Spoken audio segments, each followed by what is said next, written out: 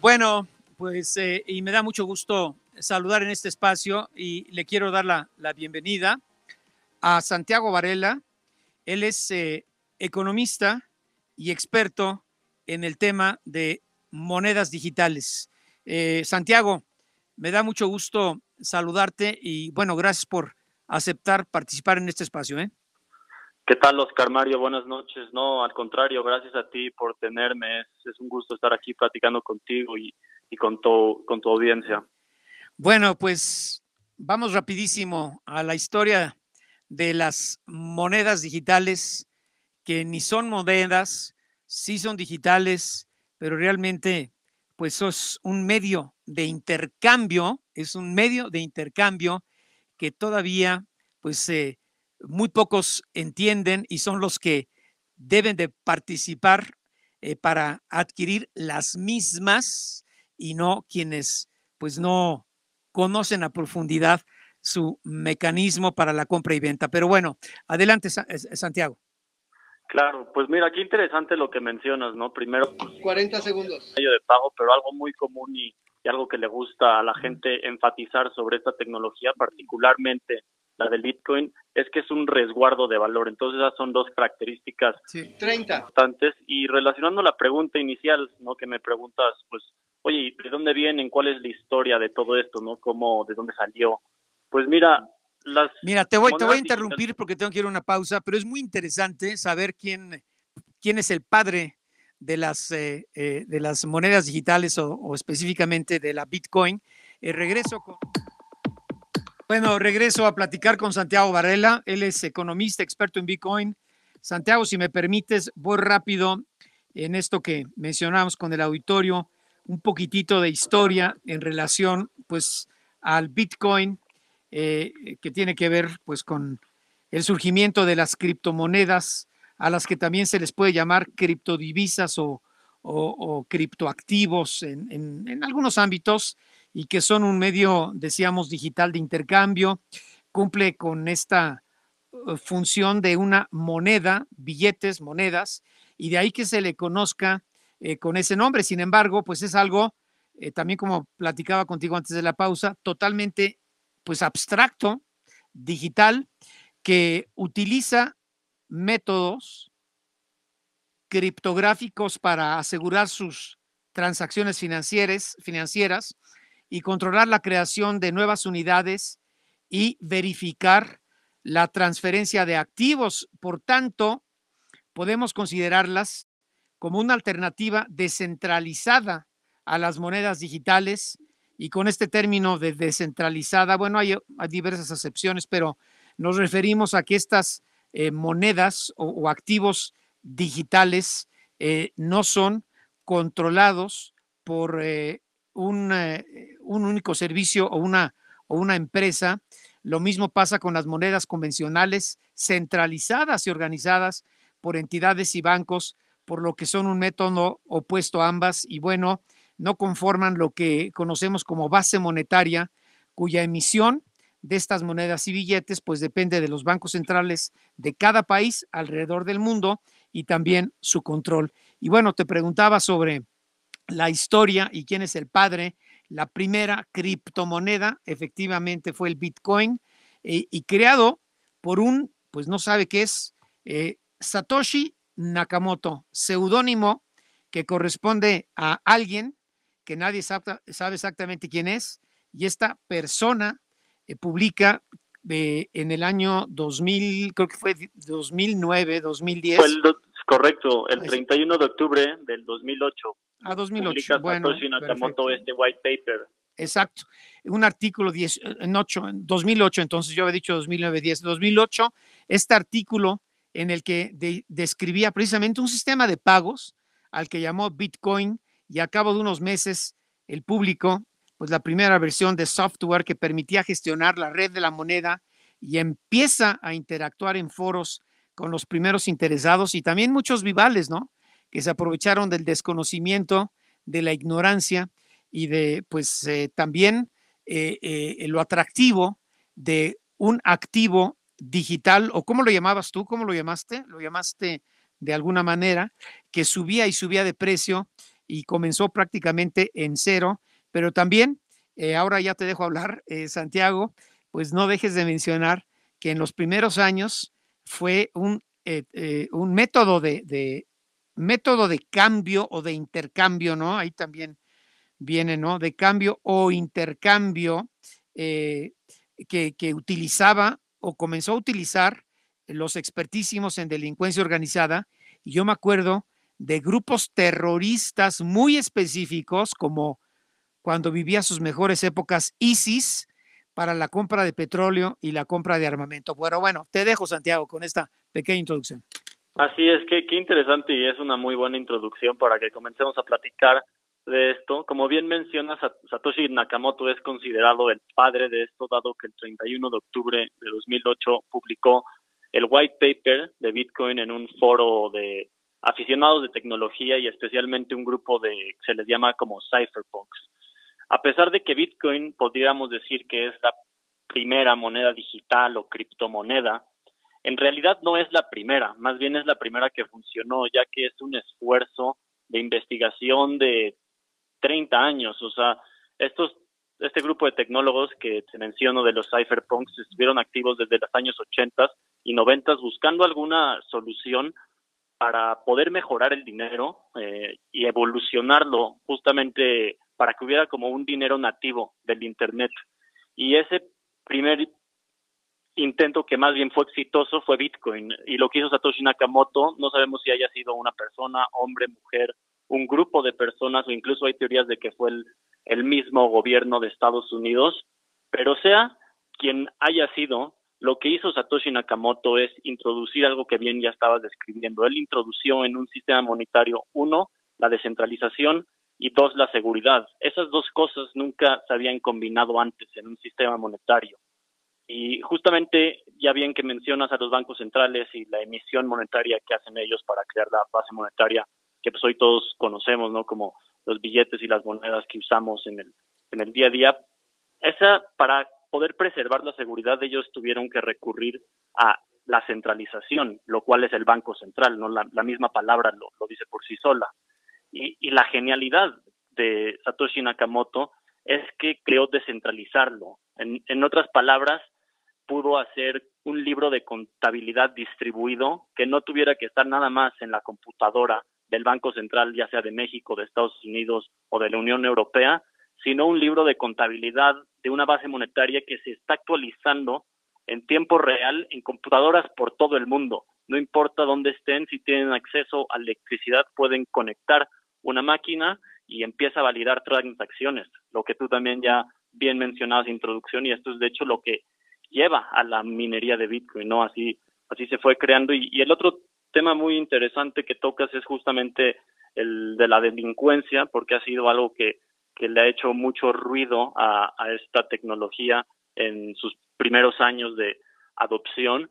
Y si bien es verdad que esto ha pasado, también existe, por ejemplo, el famoso caso de Silk Road, que era una plataforma que se utilizaba en Estados Unidos y en otros países para justamente pues intercambiar cosas ilegales como un tipo de mercado negro y usaban monedas digitales, no solamente el Bitcoin, sino otro tipo de criptomonedas que fueron saliendo con el tiempo después de que Satoshi Nakamoto como que publicó no la solución a este problema.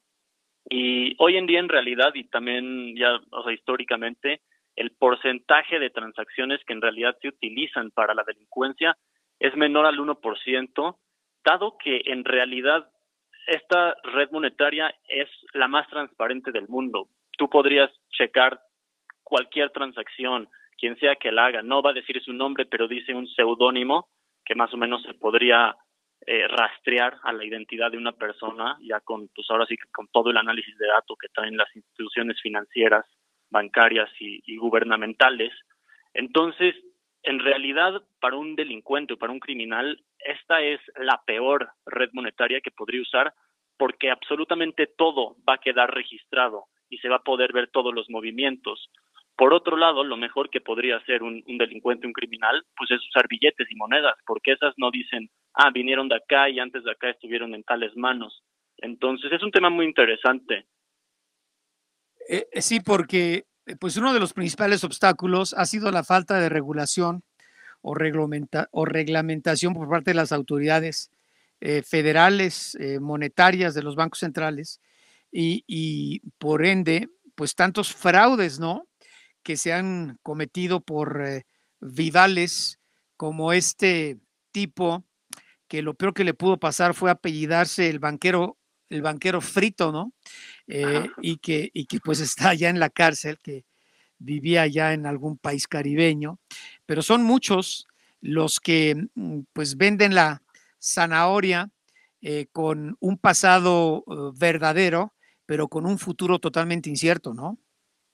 Correcto. De hecho, es muy interesante sí que mencionas este ejemplo del famoso FTX, que pues justamente lo que pasó ahí es que, como bien mencionas también en la introducción, la gente se aprovecha un poco de la ignorancia y del desconocimiento del público en general. Entonces FTX agarró, por ejemplo, a Tom Brady como la cara de su marketing y automáticamente el público dijo, es que como Tom Brady dijo que esto es bueno, pues vamos a comprar, ¿no? Y pues ahí está el problema, ¿no? Que la gente pues se fue por esas cosas fáciles, ya que no hicieron la tarea y en realidad es algo difícil que sí como ha espantado a gente del ecosistema y es eso, no es como ir al oeste cuando aún estaban persiguiendo el oro, ¿no? Todas las personas hace Sí.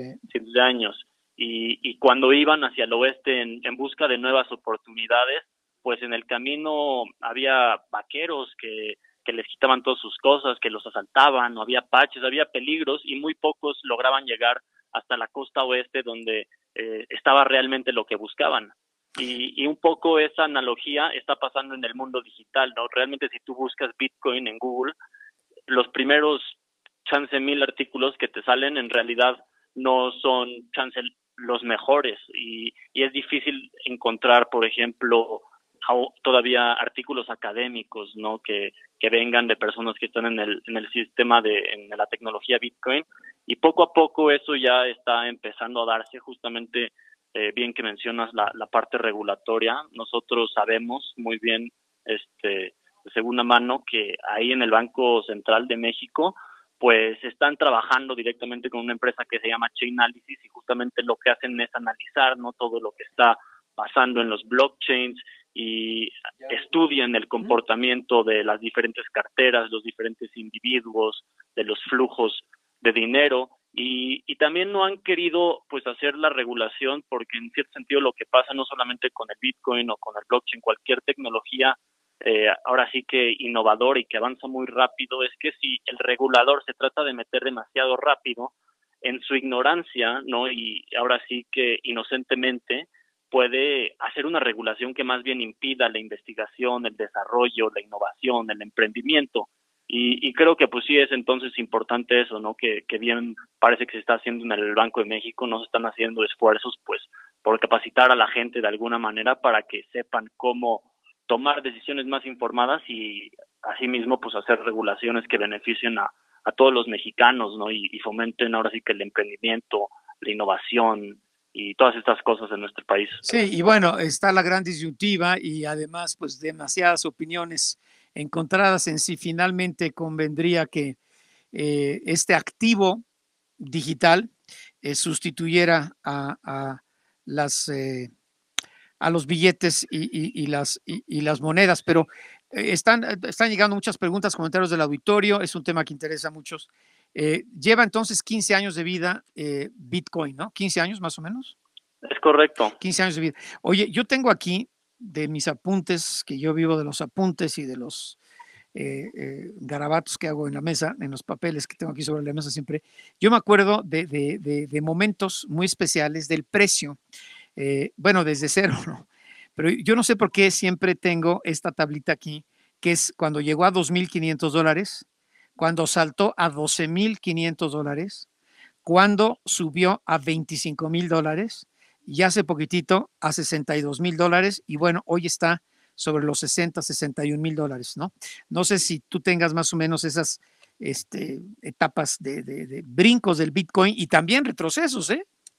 Correcto, sí, es muy interesante también lo que mencionas y es verdad, ¿no? Creo que todos tienen que ser muy conscientes de que si le quieren meter al Bitcoin, existe la volatilidad, ¿no? Y ahora sí que... No, y primero que le entiendan, ¿no? Primero que le entiendan. Por supuesto, ese siempre es el primer paso. Qué bueno lo que lo mencionas. De hecho, uno de mis libros favoritos de Bitcoin, ahora sí que el primer párrafo justamente te dice eso, ¿no? Si tú quieres invertir en Bitcoin, más bien lo que deberías hacer, la primera inversión, debería ser en invertir tiempo, recursos en aprender, y ya después de que hayas, pues ahora sí que investigado y hecho tu tarea, pues ya tú decides si vale la pena o no empezar a meterle poquito a poquito. Entonces, sí es muy interesante que tocas esa parte de la educación. Oye, bueno, y pues yo te agradezco que aceptes participar frecuentemente en este espacio.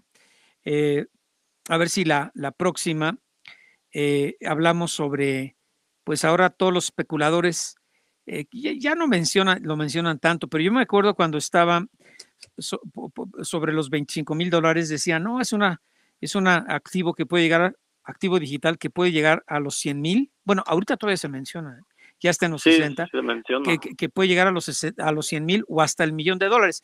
En fin, a ver si nos platicas un poquito más de eso al detalle y por qué esa especulación, ¿no?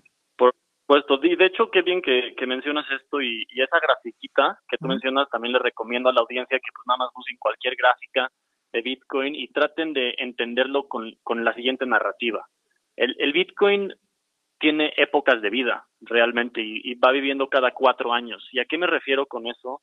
Cada 4 años hay algo que ya está preprogramado en el sistema y se tiene que disminuir a la mitad la creación monetaria diaria. Es decir, y ahorita justamente acabamos de comenzar una nueva época. Entonces, lo que quería decirte, relacionar eso a la gráfica, es que si tú te das cuenta en la gráfica, hay un ciclo de 4 años muy claro que hasta el momento se ha seguido pues dando en Bitcoin.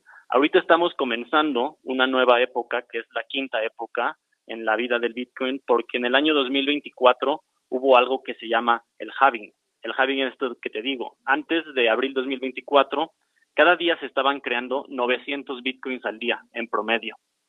Hoy ya se están creando 450 Bitcoins en promedio al día. Sí, sí. Y para el año 2028 comenzará una nueva época, la sexta época en la vida de Bitcoin, y pasará lo mismo. Nada más que ya no va a haber 450 Bitcoins, va a haber 225 Bitcoins al día en promedio. Y eso más o menos va pasando así hasta el año 2140, en el que ya no se estarán dando más Bitcoins. Y el Bitcoin, algo muy especial que tiene, es esta parte de la escasez, que nunca se podrán crear más de los que ya se predeterminaron desde un inicio. Sí, ¿hasta dónde y hasta cuándo, no? Como la base monetaria, los bancos centrales, ¿no? Tiene que haber algún control. Y mira, el otro día en algún lado, en alguna editorial, leía esto que tú señalas, que son más y más y más y más, un crecimiento exponencial, y decía alguien, es como un bombardeo de estrellas en el firmamento de la oscuridad y la incertidumbre. Me gustó eso, ahí te lo dejo, lo que alguien escribió hace unas semanas. Wow, está interesante. ¿Y de dónde salió eso para es un editorial, mira, no recuerdo si fue de la revista Atlantic o fue de o algún otro artículo en algún periódico como el New York Times o el Washington Post, pero lo voy a buscar y te lo doy la próxima. ¿Bien? Qué interesante, sí. Pues justamente un poquito ya para cerrar en ese tema, creo que es un poco lo que lo hace como una forma superior de dinero, ¿no? Eso que es justamente pues incorrompible en cierto sentido, ya no se puede cambiar y está establecido de una vez por todas. Y si lo quieres ahora sí que comparar contra otros activos, como pues, el más similar podría ser el oro, se podría hasta decir que si el oro es escaso, el Bitcoin es aún más escaso, porque el Bitcoin pues ya sabes que va a ser 21 millones, pero el oro, digamos que sí hay un límite, pero en realidad no sabemos cuál es el límite, porque siempre se puede explorar un poquito más de oro, se podría encontrar otra reserva, un poquito más en una mina, no es muy claro ese límite. Y para sumarlo, en el caso del Bitcoin, también ya hay muchísimos Bitcoins que en los años tempranos de esta tecnología se desaparecieron dado a mal manejo de carteras, hackeos, cosas así, y ya en realidad no va a haber 21 millones, ya solamente hay acceso menos. Ya por cuestiones de tiempo, ¿cuántas dijiste que se crean todos los días? ¿Todos los días dijiste? Ahorita estamos en 450 monedas al día. Se crean 450 monedas digitales al día. Bueno, Santiago, yo aprecio mucho tu tiempo y pues bienvenido y estaremos muy en contacto, ¿eh? Muchísimas gracias. Sí, me dará gusto volver a platicar contigo y con tu audiencia. Muchísimas gracias por la oportunidad. Te mando un abrazo. Al contrario, Santiago Varela, economista y experto en criptomonedas, ¿no? Bueno, en fin, específicamente Bitcoin, pero bueno, si le entiendes a esa, le entiendes al resto. Ahora vamos a